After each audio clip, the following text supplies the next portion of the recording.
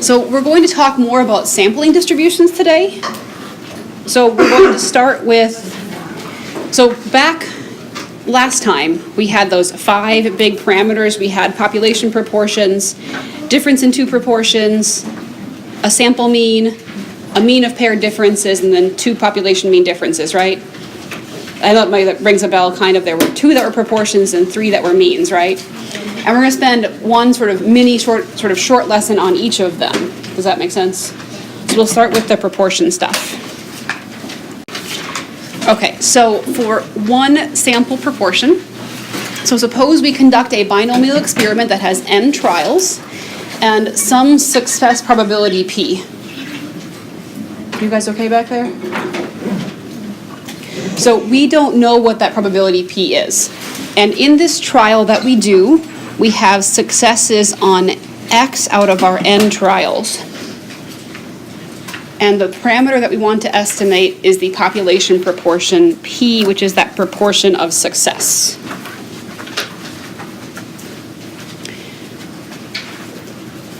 So like, for example, I don't know, I want to estimate how many of you are going to pass this class, and I count up how many pass out of how many. That's my estimate of the true proportion of people who pass statistics at 200. So we estimate this using our sample by counting up how many successes we have, which was x. And we can say that that population proportion is approximately equal to p hat, which we calculate using how many successes we saw divided by n, total number of trials. So think like, I don't know, 50 out of 70 pass, something like that, right? Okay, so for example, suppose you sample 25 people to determine what percentage of the population carries some certain allele, and you're going to assume that 40% of people carry this allele. That's like the true population proportion. And the question this distribution will answer is, if you do repeated samples of 25, how much variability are you going to see in those samples? Because you're not always going to get 40% of people having it in your samples, right? It's not possible. It's not going to happen. You're going to have people variation. All right, so if you have a big enough n, a binomial random variable is approximately normal. We kind of skipped that a little bit, but it's not, if you do repeated trials, you get an approximately normal distribution. And that also applies to the proportion p hat equals x over n. And we can apply this in these 2 situations. We have a random sample taken from a pretty large population, and you measure some categorical variable. Or you have a binomial experiment and you repeat it many times, like think flipping a coin 200 times and then doing it again and again and again. Not that you'd actually want to do that because you have lives, right? But that's the idea. All right, so here is the notation. We're going to let some letter be the true population proportion of interest or probability of success. We did this last time. What letter would you use? P. P is the true population proportion of success. And then we're going to let blank be the corresponding sample proportion or proportion of successes. So how do we estimate it from our sample? The notation, if you do an estimate, is p hat, and that will equal x over n, where x is how many successes you have.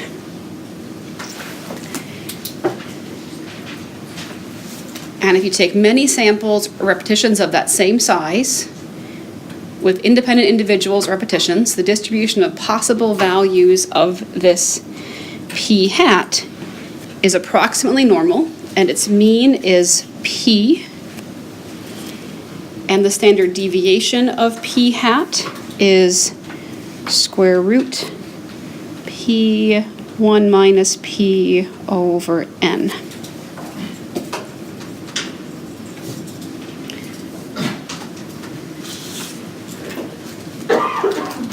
I want to add in one thing because I realized I didn't add it and I need to. So one more bullet point. The standard error, because you had questions like this in your homework last night, didn't you? Last night, like the last question. So the standard error is an estimate of, I'm just going to say SD of P hat. So standard deviation of P hat is the true value. The standard error is an estimate of that true value. And the way you find that estimate is by applying the same formula we have above, just with P hats instead of P's.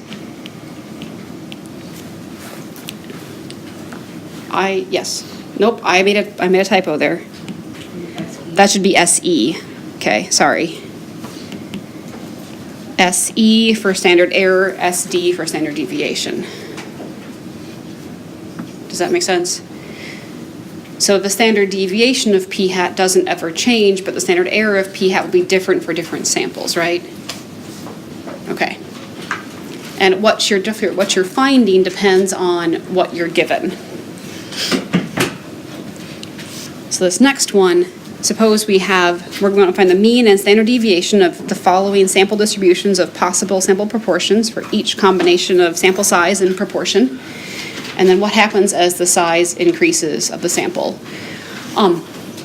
In this case, it says to find the standard deviation.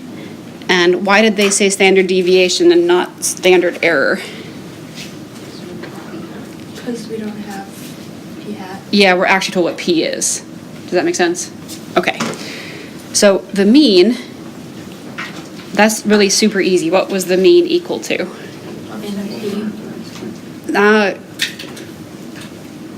Yes. So 200. But this isn't the mean. Nope, that's not it. That's the mean if you're looking at the binomial distribution. This is the mean of the distribution of P. So the mean in this case is just P. So it's 0.5. What you're looking at in this case is how are these proportions going to vary across samples of size 400. Like this could be say P equals 0.5 could mean something like you're flipping a coin, right? And success is flipping heads, right? And you say the true proportion of flipping, the true population proportion of flipping heads is 0.5, and I'm going to do 400 trials. What is the average proportion of heads I'm going to get in my trials? 400, your average is going to get 0.5.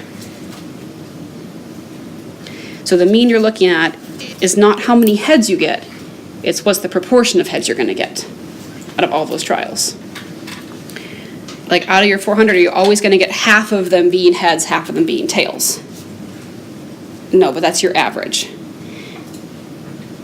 So what you do with this is you flip a coin 400 times and you find the proportion that were heads. And that's the thing you're finding the mean of. Okay, how about the standard deviation of P hat? What was the formula for that? Square root of P times 1 minus P equals 8. Mm-hmm. A standard deviation of P hat, but you still plug in P's, right? So that's 0.5, 1 minus 0.5 over n, which is 400. That comes out to be 0.025.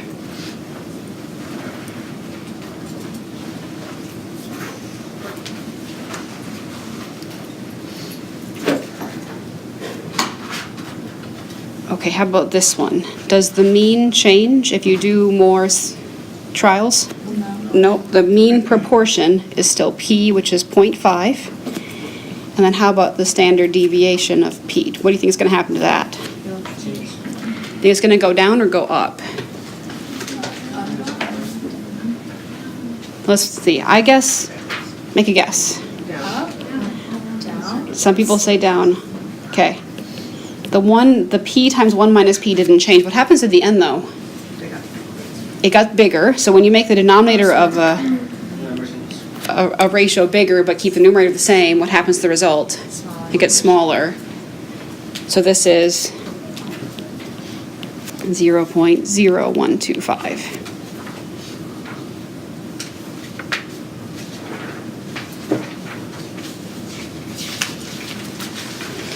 Okay, so wait, one thing before you go on. There was answer this question. What happens as the sample size increases? Yeah, so as the sample size increases,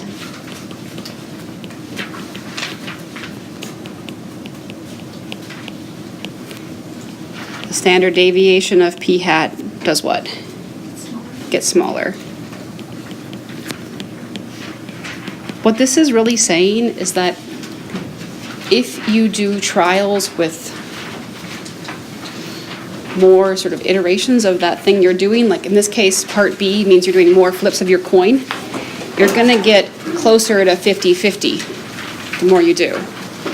Does that idea make sense? Versus if you had done n equals 20, you'd have some things that came up that were not very much 50-50. Does that idea make sense? So the standard deviation getting closer to 0 would be closer to 50. In this case, closer to 50-50. But if that p had been like 0.4, it'd be like closer to 40-60. Because in this case, the p is meaning like, you're half one, half the other, but not everything works that way, right? Some things are, they have like left-handed people, 10%, 90%, something like that, right?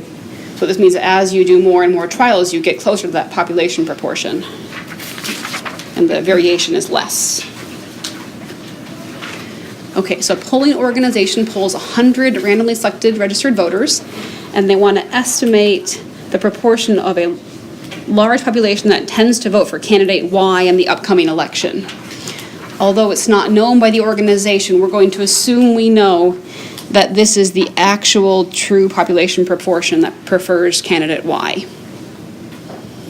In reality, you don't really often know that, right? You're just guessing at it, okay?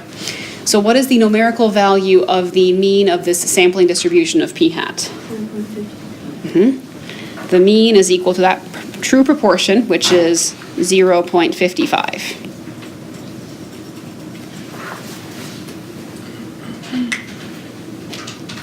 Is that part okay? All right, how about this next part? Calculate the standard deviation of the sampling distribution. So standard deviation of p hat, the formula is p1 minus p over n.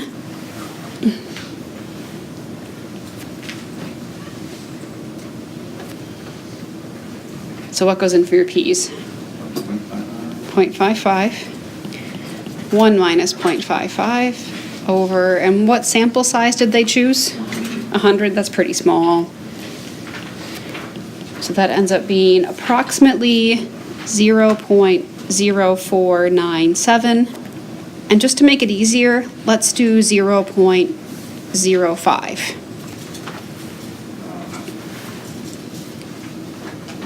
Is that okay? All right.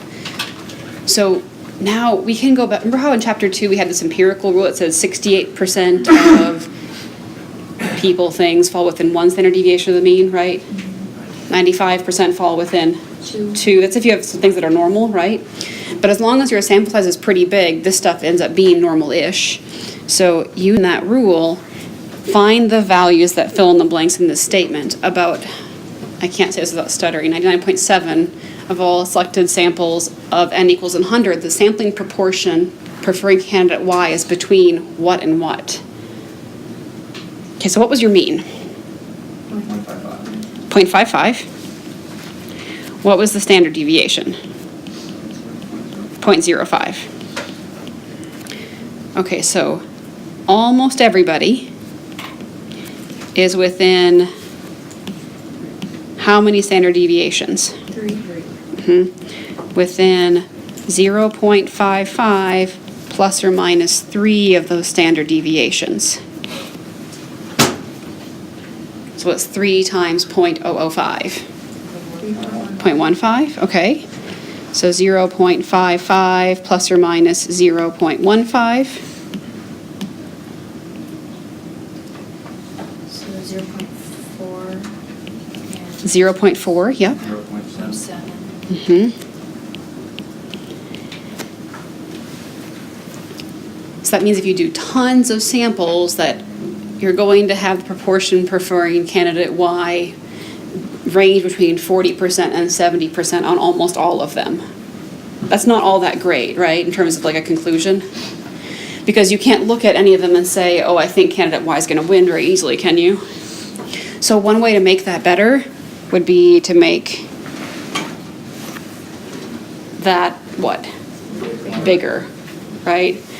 And actually, because it's an election year and there's all sorts of polls going on at this time, you could like go online and Google like current political polls, look at their ends, right? I mean, because they're doing the same thing, right? Just go look and see what size of ends they use. I think they typically use ends that are larger than 1,000. If I looked at them recently, I think that's what I saw. So just for fun, go check. Because I'm sure that's what you're going to do for your fun time is you go play around statistics. Okay, next one. Suppose medical researchers think that P equals 0.7 is the proportion of all teenagers with high blood pressure whose blood pressure would decrease if they took calcium supplements. And to test this theory, they plan a clinical trial in which 200 teenagers with high blood pressure are going to take regular calcium supplements. Okay. So assume P equals 0.7 actually is the population proportion that would experience a decrease in blood pressure. What are the values of the mean and standard deviation of this sampling distribution of P hat? That proportion who are going to successfully experience a decrease of blood pressure. So what's the mean? Mean is equal to P, which is 0.7. And the standard deviation of P hat, that's root P1 minus P over N. So 0.7, 1 minus 0.7 over 200. Yep. I got that was about 0.0324. I think since these proportions are actually really percents, right, like 0.7 is 70% and 0.0324 is 3.24%, it's probably good to keep at least 3 decimal places in them. Does that make sense? So, Like, you could have said like Round 0.032, it wouldn't round up because the 4 doesn't make the 2 round up, right? yeah. You could have, I'd be okay with that too, but your book, of course, doesn't have any like hard and fast rules for how to round. What about the last question? Yeah, where you rounded 0.0497. Yeah, I was just being lazy. So don't do that. No, oh, I need better rules. Yeah, because my brain's gonna explode. So like, I'm sorry. It was just so nice. Can I look at what my answer key does and then tell you? I don't care. Okay, yeah, let me check that because I'm not sure. It's also, I don't think it's consistent. I'm not sure who made the answer key, but I think it's not consistent. Also, I think your grader is, if you ever get a homework and you round it differently and you got it wrong because you rounded it differently, not because you rounded wrong, I'll give you back your points. Just come show me, okay? Like, so it's okay. And that one, if I rounded up, I was going to make it into 0.5 anyway, wasn't it, actually? Because it was 0.497. So technically, if I followed my rule and I rounded up, it would have been 0.05. So I didn't actually break my rule. Damn. But how does that look like so confusing? Brian, explain. If I had said that you really should be keeping, because what I was saying is you really should be keeping at least 3 digits. We had 0.0497. And I said, okay, well, it's okay to, like just round that one. Well, rounding that one causes it to go up. And really the rounded thing is then 050, right?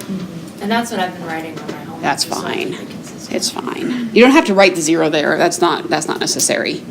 But the point is keeping like at least 1 digit past what would be the decimal point. The percent would have resulted in that being 0.5 anyway. So keep 3 if they don't round. Sure. Okay. Just don't keep like 10, right? That's just too much. Okay. Okay, there we go. Okay, moving on.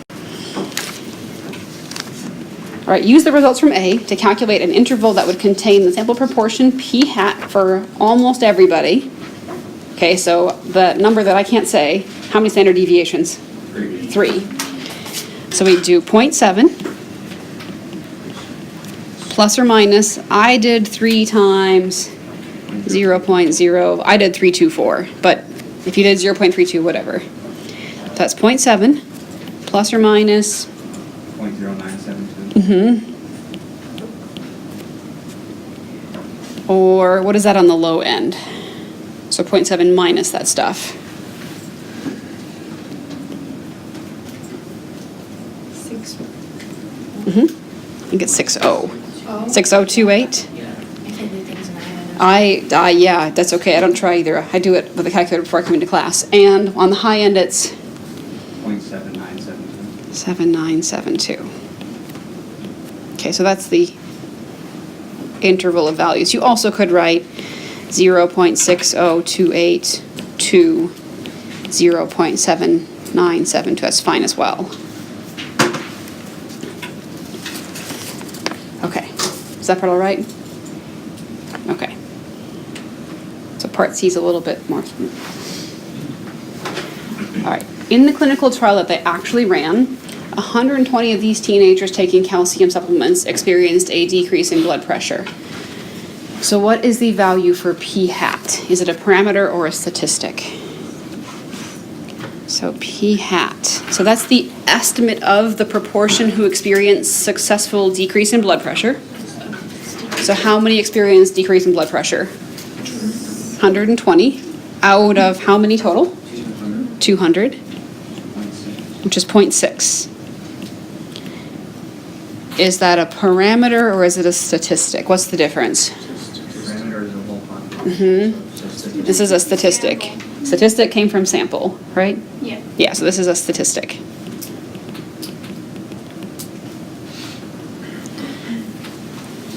Does that seem low?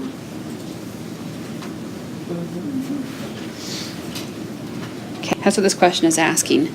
Given the answers for B and C, explain why the observed value of p hat could be used as evidence that the researchers might be wrong about 0.07 being the true population.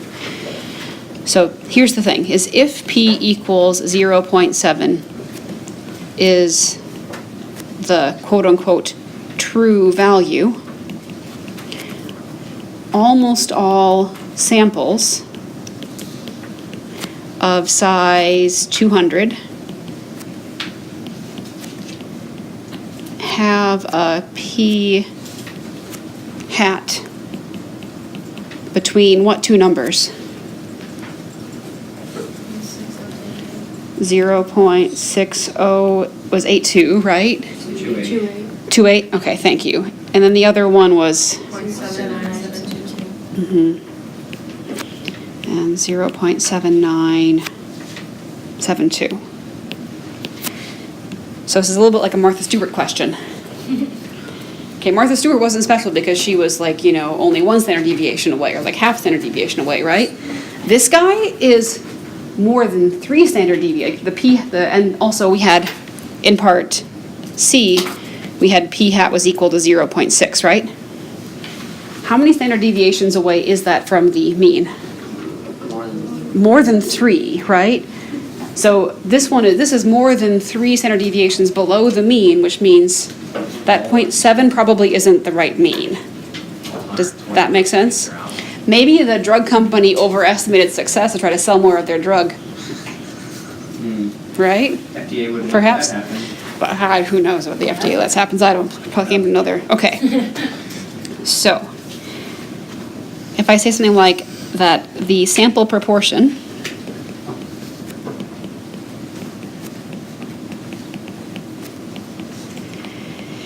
found in part C would be unusually low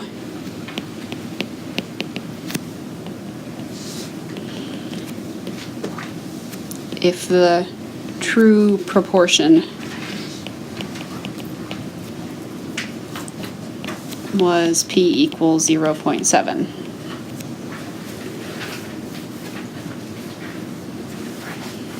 So that's the reason that this might be evidence, is like, well, most value should have fell between those things, assuming that p equals 0.7 was correct.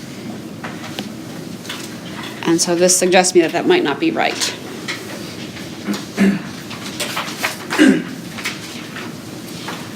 Okay.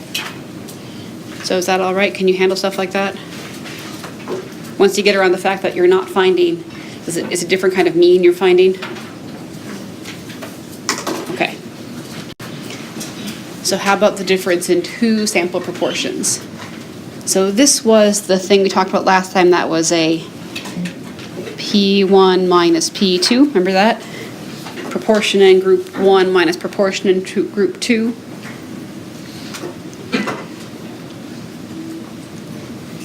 So in this case, we're looking at two different populations. Can you think of some examples as to when this would be appropriate? When would you want to compare proportions of two groups? Can you give examples? So we could say, is the proportion of women who pass stat 200 higher or lower than the proportion of men? Right? So we could compare P1, which is the proportion of women who pass stat 200. P2 equals proportion of men. Same thing, sure.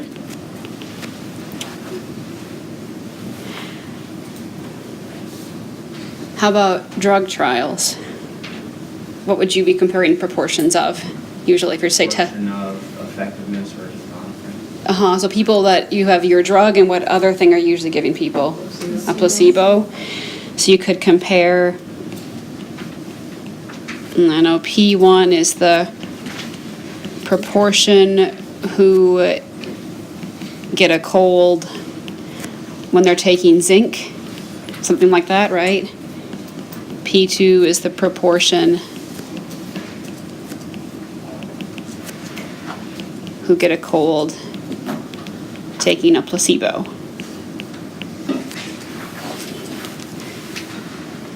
And you want to see, are these proportions actually different than each other, right?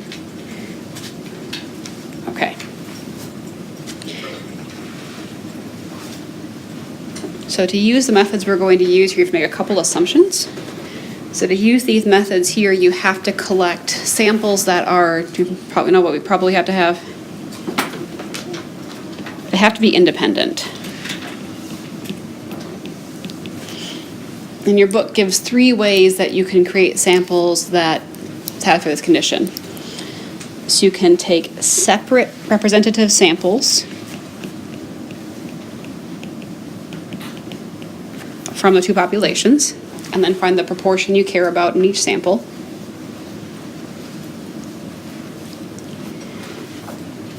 You could take one representative sample from population, then use some categorical variable with how many categories? If you want to compare 2 proportions, so 2 categories. It's like if I took this class as my sample to estimate pass rates between men and women in stat 200, that's kind of what I'm doing, right? I take your whole class and I say, okay, well now I'm going to divide you into men and women. And you could also randomly assign participants in a randomized experiment to one of 2 treatments and then analyze each group as though like placebo versus drug, or drug 1 versus drug 2. You don't leave placebo out. Okay. So, here are the formulas for the mean, standard deviation, and standard error of this P1 hat minus P2 hat. So first we assume we have independent random samples, and these quantities have to all be at least 10. That probably is to ensure the whole normalness of stuff. So the mean of this sampling distribution of this difference in proportions, so it's really similar to the last one. The last one we had the mean of the distribution of P hat was equal to P, remember that? Is equal to our proportion, so this one's going to be P1 minus P2. If you look back on your very, very, very first page, just turn there for a second. Make you believe me. Look in the box. What was the mean equal to? P, it was the true population proportion, right? And the standard deviation formula is just a little bit more complicated, but, and I think I fixed yours so you have little lines like this as well, right? Yeah. Put a square root over them. We're going to use them as fraction bars. We have P1, 1 minus P1 over N1 plus P2, 1 minus P2 over N2.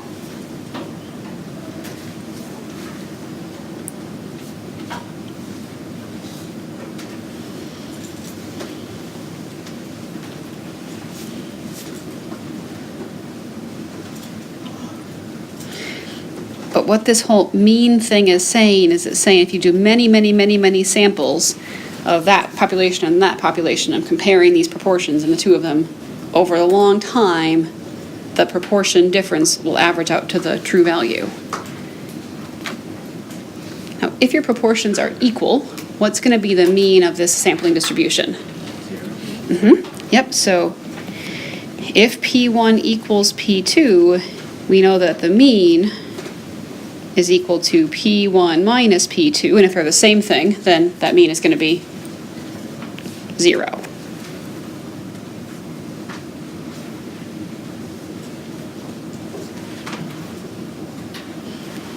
Okay, let's try an example with actual numbers.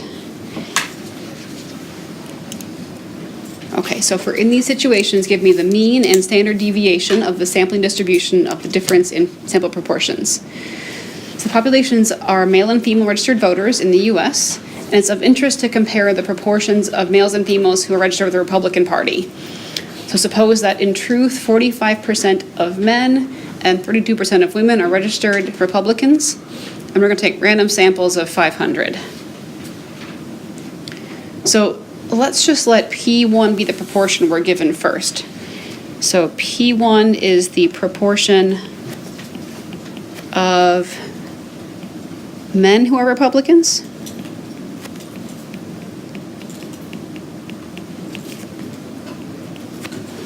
So what is that in this case? 0.45, okay. And P2 is the proportion of women who are registered Republicans.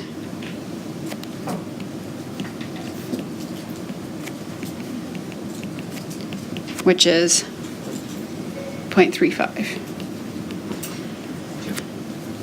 Oh, 0.32, yes, thanks.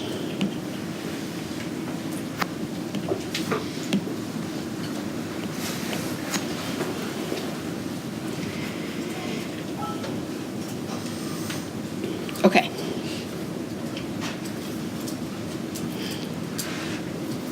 So what is the mean? So you're taking samples of 500 male voters and 500 female voters.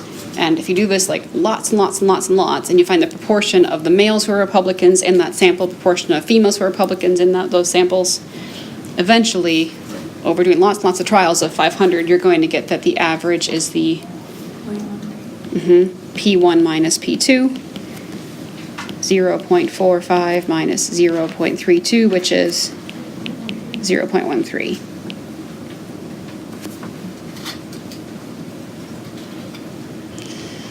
So the difference in the proportion of men versus women who are Republicans is about 13%, right? Okay, and then the standard deviation of P1 hat minus P2 hat, which is a SD there.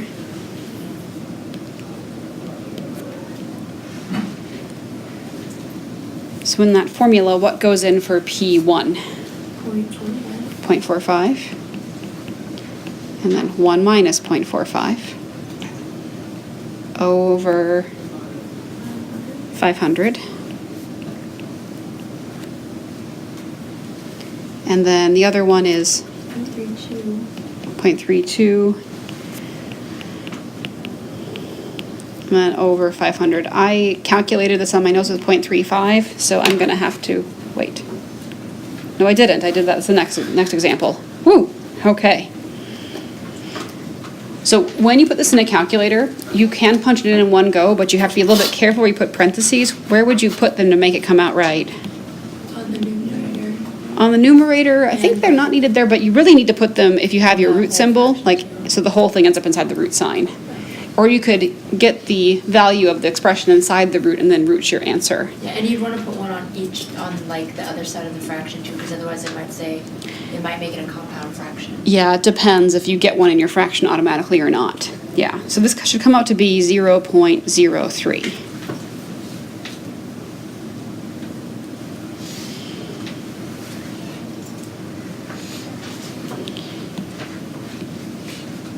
In general, do those sample sizes have to be the same? No, they don't. This thing said that they were, but that just meant we're surveying 500 females and 500 males every single time, then computing this difference in proportions repeatedly for those samples, but they don't have to be the same size. So for stuff like this next one, so populations are left-handed people and right-handed people. And a hard thing about lefties is that there's a lot fewer of them, right? You guys are special. Are you a lefty? No, me neither. Okay. So it's of interest to compare the proportions that have learned to play a musical instrument. So suppose that in truth, 35% of both populations learn to play musical instruments. And we're taking a random sample of 500 right-handed students and 150 left-handed students. So let's let P1 hat be the lefties. Or no, P1 be the proportion of lefties who play an instrument.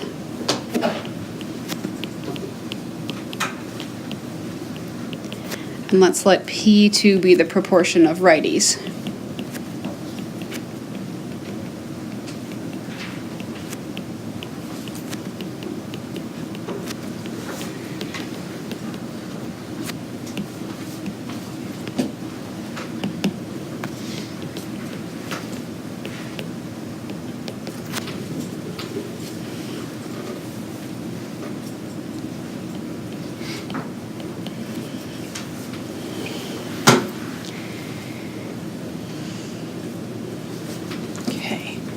So what is the mean going to be? So that was P1 minus P2, so P1 is the proportion of, the true proportion of lefties who play a musical instrument. 0? So that first one's 0.35, and the second one's also, which equals 0. Because there's no difference in this proportion, right? That's why this mean is going to be 0. How about the standard deviation of P1 hat minus? So what's different here versus the part A? The ends are, yeah. So my P1 was my lefty, so that's 0.35. 1 minus 0.35 over, what, 150, good. And the other one is same over 500, yep. Over 500. That comes out to be approximately 0.044. So if you do lots of repeated samples of these sizes, you can expect some variability, but the mean of the difference in proportions is still going to be 4. The kind of tricky thing about this is you have to imagine doing repeated samples, finding the proportions, and then finding the means of those proportions. That is like legitimately like a lot of things to wrap your head around, right? See what I'm saying? Yes. Was a lot of this on the homework we just did? Yes. Sort of. I kind of feel like a lot Because of this I is understand directly the homework a proportional lot to the better. homework. Yeah. Like I had a really tough time with it. It's like kind of going over what it was now. I don't think unless I unintentionally took stuff from the wrong section, but they kind of It was did an from the right introduction. section. It was from the right section. They kind of introduced it and said, oh, there's these things, and that was the main idea, and they gave an introduction to what they were. And they said, okay, here you go, let's actually find them. That's not the best approach, maybe. I mean, that's just how the book assigns homework, that's going to go with it, so. Yeah, okay. So that's it for proportions. You okay with proportions now? Okay. Now what if we do means? So instead of talking about proportions, we're going to talk about means of quantitative variables. So for the sampling distribution of the sample mean to be approximately normal, you don't always have to have a super large sample, and I forgot a period there. Bad English. So the sampling distribution of the sample means is going to be approximately normal in the following situations. If the population of measurements is bell-shaped, so then your distribution is going to be about normal of this sampling thing. And if your population is not bell-shaped, you must measure a large random sample. And your book quantifies large as being bigger than 30, and I don't know why that's good enough. Okay, but that's what they say. So, either if they're bell-shaped, it's okay. And let's call this first one condition 1. Let's call this one condition 2.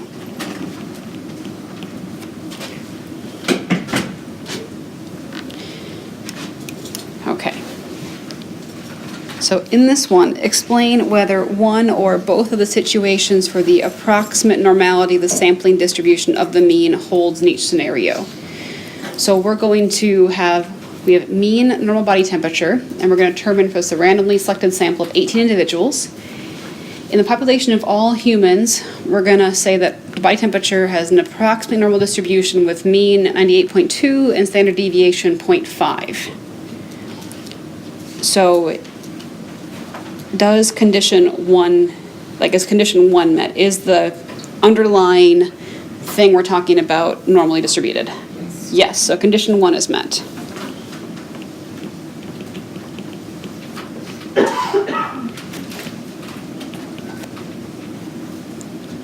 Is condition 2 met? Did we take a sample that was bigger than 30? No.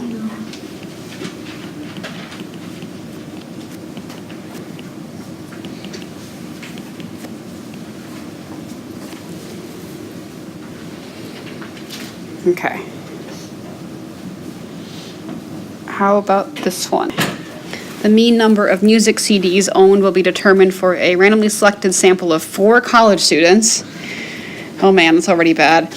And in the population of all college students, the distribution is skewed to the right. And that's something I messed up earlier in the semester. I thought I knew what it meant, but I was wrong. So skewed to the right means the tail is on the right. So that means something like this. Oh boy, okay. So it means but also because lots of people back in the day when CDs were common had 20-ish CDs, right? But then there were some crazy people who had hundreds of CDs. Does that make sense? Of course this makes sense now, right? CDs. What were you gonna ask? No, nothing relevant. Nothing. I just misinterpreted what skewed to the right meant. And what that meant is there's a long tail on the right. I thought it was talking about the hump, not the tail. But it talked about the tail. My bad. A bunch of you were like, hey, aren't you wrong? And I was like, yeah, I felt like an idiot, and I was wrong. Okay, so is either of the conditions met? No. No.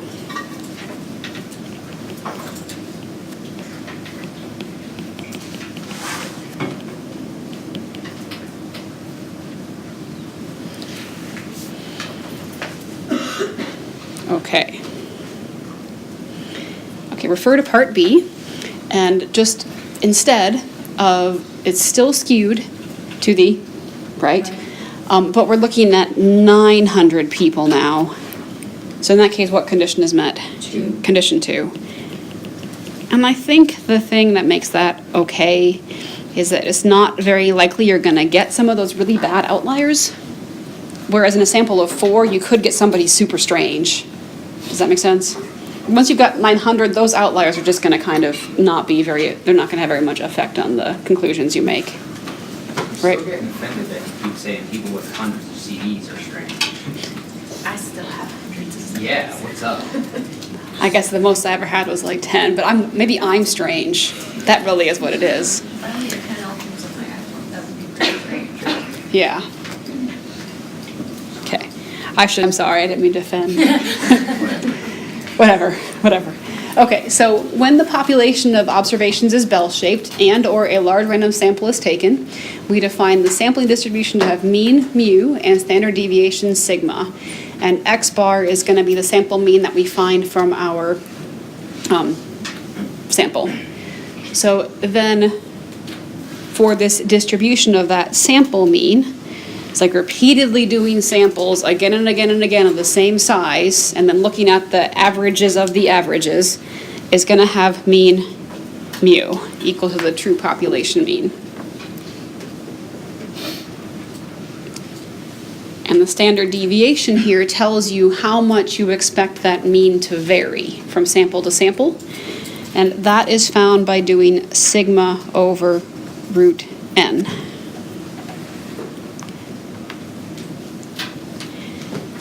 And we'll add this in if you are finding the standard error. SE of x bar. Sigma is the population's true standard deviation, right? We also found standard deviations in this class, didn't we? What symbol did we use for that, you remember? It's okay if you don't. We just use S. S over root n, where S was the sample standard deviation. Should it be S hat then? Well, in this case, no, because we're using Greek letters for the true things. Does that make sense? So the hats we're using for the proportions, distinguish proportion and sample proportion and true proportion. But in this case, since the true things have Greek letters, we're just using regular letters for the sample estimates. Although X bar has a symbol over it, so I don't know, S is just special. Okay. So the weights of men in a particular age group have mean 170 pounds and standard deviation 24. If you randomly select 16 men, what is the standard deviation of the sampling distribution of possible sample means? What this is saying is if you take samples of 16, how much would you expect that average to vary within those samples? So standard deviation of X bar, that's this sigma over root n formula. So what goes in for sigma? 24. And what goes in for n? 16. That should work something nicely. That's 24 over 4, which is 6. It's okay. Division is tricky. All right. Okay, and what that means is that, let's just add a little thing in there because we have some space and we have some time. 68% of your sample means, and this is of size 16, fall between what and what? 10 and All between 16 and 20. Well, your true mean is 170, right? So 68% of your sample average, if you pick 16 random people, they're going to fall between 164 and 176. 164 and 176. Do you guys see that? Okay, how about 95% between 158? And 1 each. Huh. So that's saying if you take samples of 16 and find the average weight of the people in that sample, the averages that you get are going to fall between 164 and 176, 68% of the time, and they'll fall between 158 and 182, 95% of the time. That's kind of a wide range, right? That's because in a sample of just 16, there can be a lot of variability. But how about, let's do 64 and look at how it changes. So looking at the standard deviation formula, can you tell me what's going to happen to that? What, does the sigma change? No. Does the n change, though? It's gonna get smaller. It's going to make it smaller. So that would be 24 over root 64 was what it was, right? So now that's 24 divided by 8, which is 3. See, I just did that one in my head. That I understand. Okay, now we'll have 68% of sample means 167 mhm, and 172. 167 and 173. And how about 95% of them? 164 Mhm. and 176.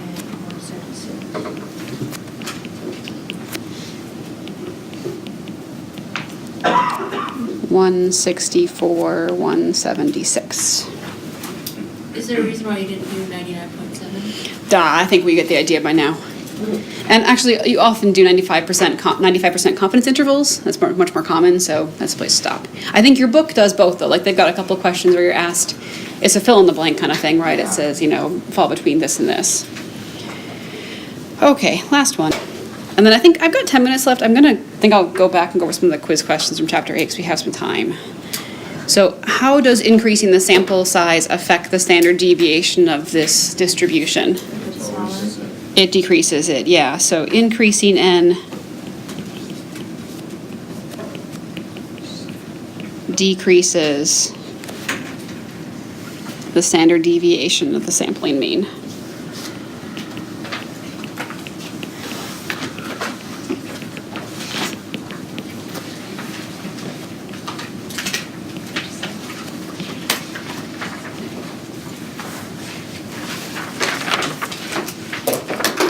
Okay. So let's look at that quiz.